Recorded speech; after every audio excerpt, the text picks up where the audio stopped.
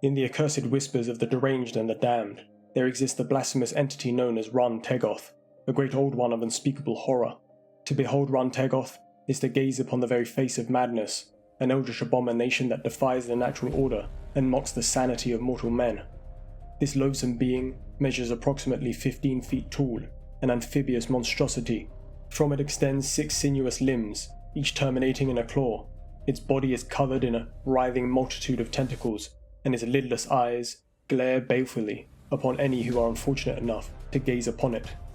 This eldritch being once resided on the planet of Yugoth, at the very edge of Earth's solar system. There it trawled the oceans of that unfortunate place. Then, during the twilight of the Pliocene epoch, some 3 million years past, this abomination descended upon our Earth. It chose to inhabit a region known as Alaska.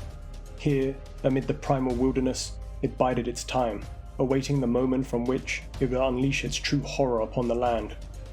As the eons drifted by like whispers in the void, Rhan-Tegoth succumbed to a trance-like hibernation, its grotesque form sinking into the cold embrace of the earth. It was the last of its kind to drift into the abyss, a slumber that held within it the promise of an awakening far beyond the bounds of human understanding. Rhan-Tegoth demands the living as its sustenance, reveling in the life force of its prey. In the absence of nourishment, Rhan-Tegoth may enter a profound hibernation, lasting for millions of years until some hapless being ventures too close to its accursed temple.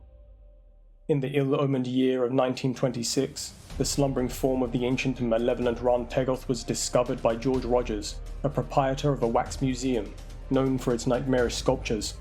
Rogers, in his hubris and ignorance, presented the eldritch entity as merely another macabre exhibit in his collection, oblivious to the unspeakable horror he had unleashed upon himself.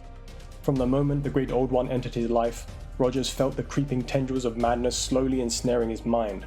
The insidious influence of Rhan-Tegoth pervaded his thoughts, eroding his sanity and bending his will to its ancient purpose.